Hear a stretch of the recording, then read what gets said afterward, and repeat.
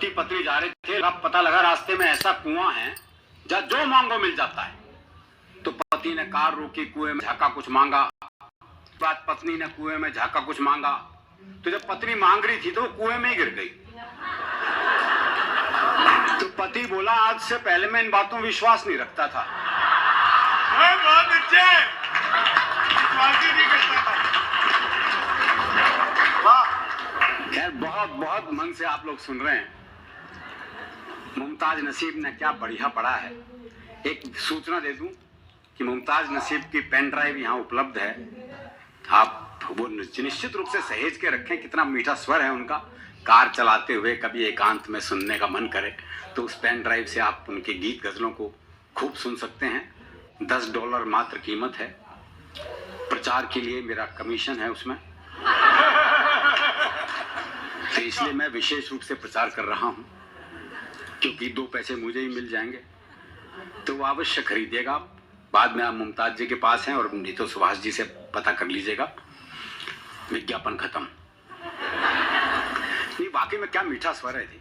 मुझे तो एक शेर याद आया था इनका जब स्वर सुनता हूं कि इस मधुबन की रात में सुन तेरी आवाज, मन रविशंकर हो गया तन बिरजू महाराज।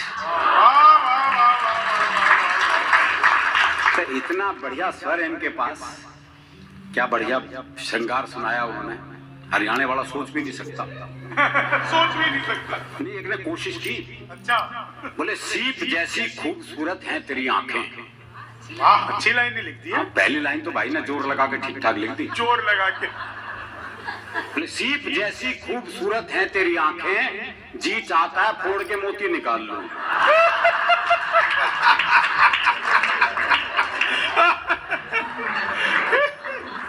तो बाद में तो हरियाणा का आदमी प्रैक्टिकल हो जाता है। तो हमारे प्यार का मामला अलग है, उस पर बाद में बात करेंगे। दरअसल वैसे भी कोरोना काल ने 3 साल हंसने नहीं दिया जी। बहुत बुरी स्थिति रही 3 साल।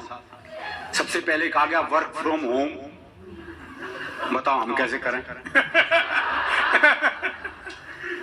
तो सुभाष जी, मैंने वर्क फ्रॉम होम के तहत घर पर ही कविता सुनाई। अच्छा, ना कोई हंसा, ना किसी ने ताली बजाई, और ना ही कोई पेमेंट जेब में आई।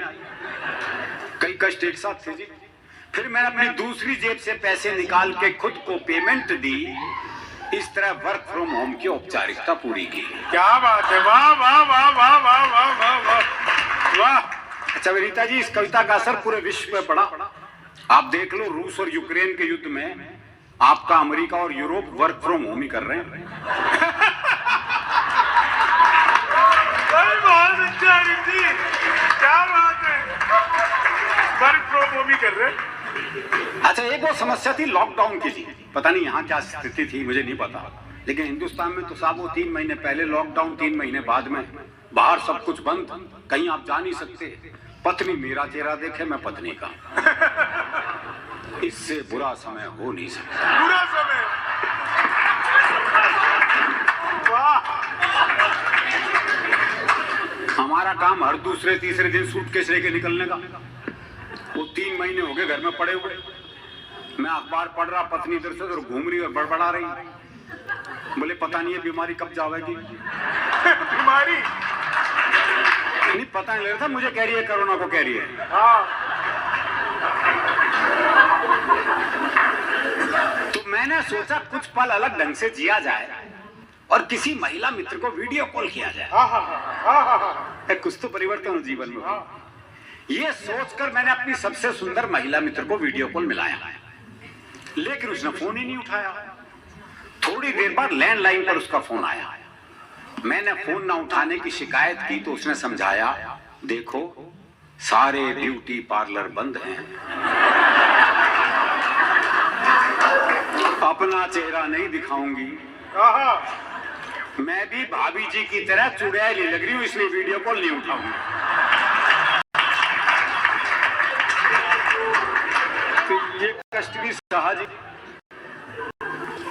अच्छा, एक कविता और कोरोना काल की सुना देता हूँ जी, फिर उसके बाद हरियाणा पे आएंगे। अच्छा, कारण ये कि कोरोना काल इतना विभत्स मामला था, इतना कष्टदायक मामला, उसमें से हाथ से निकालना बड़ा मुश्किल काम था। और वो 3 साल बिल्कुल हम खाली थे, बिल्कुल एक प्रोग्राम किसी के पास नहीं था, बिल्कुल तीनों बिल्कुल खाली। तीन को सारे कभी खाली थे, हम क्या तीनों खाली थे।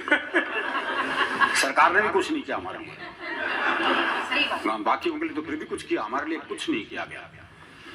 तो जब 3 साल के बाद जब पहला आमंत्रण मिला, उसकी एक कविता सुनाना चाहता हूँ। वाह, कोरोना काल के दृश्य कविता के दृश्य का आप आनंद लेंगे उसमें।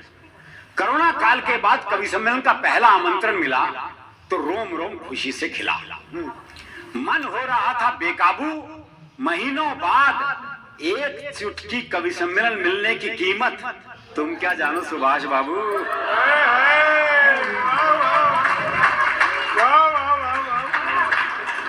तालियां सुने, माइक देखे, जमाना बीत गया, ना कहीं गए ना आए, इसलिए पेमेंट पर भी कोई नखरे नहीं दिखाए।